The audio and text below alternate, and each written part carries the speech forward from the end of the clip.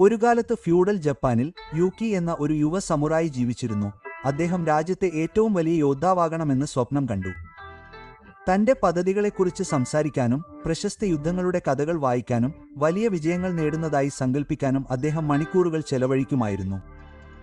നിരവധി ആയുധങ്ങളിൽ പ്രാവീണ്യം നേടാനും നൂതന തന്ത്രങ്ങൾ പഠിക്കാനും തന്റെ വംശത്തിന് ബഹുമാനം നേടാനും യൂക്കി സ്വപ്നം കണ്ടു.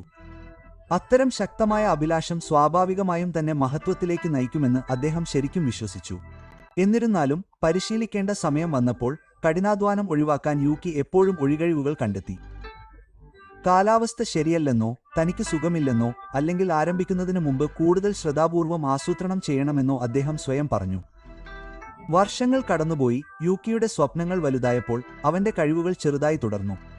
ദിവസവും പരിശീലനം നേടിയ യുവയോദ്ധാക്കൾ താമസിയാതെ അവനെ മറികടന്നു. യൂക്കി വേദനാജനകമായ ഒരു സത്യം തിരിച്ചറിഞ്ഞു. അവന്റെ സ്വപ്നങ്ങൾ അവനെ ഉയർത്തിയില്ല, അവ അവനെ ദുർബലനാക്കി. പ്രവർത്തനമില്ലാത്ത അവന്റെ അഭിലാഷം അവനെ നിരാശനും തയ്യാറെടുപ്പില്ലാത്തവനും ഖേദം നിറഞ്ഞവനുമായി മാറ്റി. മനുഷ്യപ്രകൃതിയെക്കുറിച്ചുള്ള ഒരു സത്യം ഈ കഥ വെളിപ്പെടുത്തുന്നു.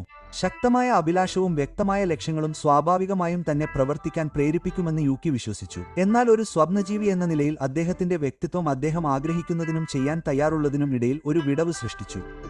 ദൈനംദിന പരിശീലനത്തിന്റെ അസ്വസ്ഥതകൾ സഹിക്കുന്നതിനുപകരം തന്റെ ഭാവി സങ്കല്പിക്കുന്നതിൽ അദ്ദേഹം ആശ്വാസം കണ്ടെത്തി. പലരും ചെയ്യുന്നതുപോലെ ആഗ്രഹത്തിനും പ്രവൃത്തിക്കുമിടയിലുള്ള വിടവ് നികത്താൻ പ്രചോദനത്തിന് കഴിയില്ലെന്ന് അദ്ദേഹം കണ്ടെത്തി. വാസ്തവത്തിൽ പ്രവർത്തിക്കാതെ അദ്ദേഹം തന്റെ പദ്ധതികളെക്കുറിച്ച് കൂടുതൽ സംസാരിക്കുന്തോറും അദ്ദേഹം ഇതിനകം എന്തെങ്കിലും നേടിയതുപോലെ അദ്ദേഹത്തിന്റെ മനസ്സ് അദ്ദേഹത്തിന് കൂടുതൽ പ്രതിഫലം നൽകി. അദ്ദേഹത്തിന്റെ സ്വപ്നങ്ങൾ ഒരു കെണിയായി മാറി. അദ്ദേഹത്തിന്റെ നിഷ്ക്രിയത്വം അദ്ദേഹത്തിന്റെ പതനമായി മാറി. ആഗ്രഹത്തിനും പ്രവൃത്തിക്കുമിടയിലുള്ള ഈ വിടവ് എത്ര അപകടകരമാണെന്ന് സമുറായികൾ മനസ്സിലാക്കി. പ്രവർത്തനമില്ലാത്ത സ്വപ്നങ്ങൾ നിശബ്ദമായി സമയം പാഴാക്കുന്നു. ഒരിക്കൽ നഷ്ടപ്പെട്ട സമയം ഒരിക്കലും വീണ്ടെടുക്കാൻ കഴിയില്ല. നമ്മുടെ ലക്ഷ്യങ്ങൾ വലുതാകുമ്പോൾ അവയുടെ ദൂരത്താൽ അമിതഭാരം അനുഭവപ്പെടുന്നത് എളുപ്പമാണ്. അവയെ അടുപ്പിക്കുന്ന ചെറിയ ചുവടുകൾ വൈകിപ്പിക്കാനുള്ള സാധ്യതയും കൂടുതലാണ്. തയ്യാറെടുപ്പ് പുരോഗതിയാണെന്ന് നാം സ്വയം പറയുന്നു, എന്നാൽ വാസ്തവത്തിൽ പ്രധാനപ്പെട്ട ജോലിയിൽ നിന്ന് നമ്മൾ കൂടുതൽ അകന്നുപോകുകയാണ്. നൂറ്റാണ്ടുകൾക്ക് മുമ്പ് മഹാനായ വാളെടുക്കുന്ന മിയാമോട്ടോ മൗസാഷി ഈ സത്യം മനസ്സിലാക്കി. പ്രചോദനത്തിന്റെ ഒരൊറ്റ നിമിഷത്തിൽ തങ്ങളുടെ ജീവിതത്തെ പരിവർത്തനം ചെയ്യാൻ ശ്രമിക്കുന്നവരിൽ നിന്ന് വ്യത്യസ്തമായി മൗസാഷി എല്ലാ ദിവസവും ചെയ്യുന്ന ചെറിയ സ്ഥിരമായ പ്രവൃത്തികളിൽ സ്വയം സമർപ്പിച്ചു. പെട്ടെന്നുള്ള ഊർജ്ജസ്ഫോടനങ്ങളിലൂടെയല്ല, മറിച്ച് ആവർത്തനത്തിന്റെ നിശബ്ദ താളത്തിലൂടെയാണ് മഹത്വം കെട്ടിപ്പടുക്കുന്നതെന്ന് അദ്ദേഹത്തിന് അറിയാമായിരുന്നു. നാടകീയമായ പോരാട്ടങ്ങൾക്ക് പേരുകേട്ടവരാണെങ്കിലും ദൈനംദിന പരിശീലനത്തിന്റെ എളിമയുള്ള അച്ചടക്കത്തിലൂടെയാണ് സമുറായികൾ ശക്തരായത്. അവർ തയ്യാറാണെന്ന് തോന്നുമ്പോഴല്ല, മറിച്ച് പരിശീലനം അവരുടെ ജീവിത രീതിയായതുകൊണ്ടാണ് അവർ പരിശീലനം നേടിയത്. യാത്ര ആരംഭിക്കുന്നതിന് മുമ്പ് പ്രചോദനത്തിനായി കാത്തിരിക്കുന്നത് ഒരു യാത്ര ആരംഭിക്കുന്നതിന് മുമ്പ് തികഞ്ഞ കാലാവസ്ഥയ്ക്കായി കാത്തിരിക്കുന്നതിന് തുല്യമാണ്. മഴയിൽ പോലും നടക്കാൻ തയ്യാറുള്ള മറ്റുള്ളവർ നിങ്ങളുടെ മുമ്പിൽ ലക്ഷ്യസ്ഥാനത്ത് എത്തുന്നതുവരെ നിങ്ങൾക്ക് എന്നേക്കും കാത്തിരിക്കാം. സത്യം, പ്രചോദനം പ്രവൃത്തി സൃഷ്ടിക്കുന്ന തീപ്പൊരിയല്ല. പലപ്പോഴും അതിനെ പിന്തുടരുന്നത് ജ്വാലയാണ്. പ്രവർത്തനം ആക്കം കൂട്ടുകയും ചെയ്യുന്നത് പ്രചോദനമായി നമ്മൾ തെറ്റിദ്ധരിക്കുന്ന ഊർജത്തിന് കാരണമാകുന്നു. ഏറ്റവും കൂടുതൽ നേട്ടങ്ങൾ കൈവരിക്കുന്നവർ എല്ലാ ദിവസവും പ്രചോദനം അനുഭവിക്കുന്നവരല്ല, മറിച്ച് അവർക്ക് അത് തോന്നാത്തപ്പോൾ പോലും പ്രവർത്തിക്കുന്നവരാണ്. കൈസൻ നോമിയുടെ പഠിപ്പിക്കലിൽ ചെറിയ മെച്ചപ്പെടുത്തലുകളുടെ വഴിയിൽ സമുറായികൾ ഈ തത്വം പിടിച്ചെടുത്തു. പർവ്വതം ഒരു സമയം ഒരു പടി കയറുന്നു, അവർ പറഞ്ഞു, അതിന്റെ കൊടുമുടിയിലേക്ക് നോക്കി അവിടെ ഉണ്ടായിരിക്കാൻ ആഗ്രഹിച്ചുകൊണ്ടല്ല. പടികൾ ചെറുതായി തോന്നിയാലും അവ ശക്തിയിലേക്ക് നയിക്കുന്നു, കാരണം അവ ആവർത്തിക്കപ്പെടുന്നു. പുരോഗതി മന്ദഗതിയിലാണെന്ന് തോന്നിയാലും അത് നിലക്കാത്തതിനാൽ അത് പാണ്ഡിത്യത്തിലേക്ക് വളരുന്നു. പരിശീലനം നടത്താൻ മടിയനായ ഒരു സമുറായി വിദ്യാർത്ഥി എല്ലാ ദിവസവും രാവിലെ ഒരു വാൾപോം പരിശീലിക്കാൻ തിരഞ്ഞെടുക്കുന്നത് സങ്കല്പിക്കുക. അവന്റെ സുഹൃത്തുക്കൾ ചെറിയ പരിശ്രമത്തിൽ ചിരിക്കുകയും അത് ഉപയോഗശൂന്യമാണെന്ന് പറയുകയും ചെയ്യുന്നു. പക്ഷേ അവൻ തുടരുന്നു.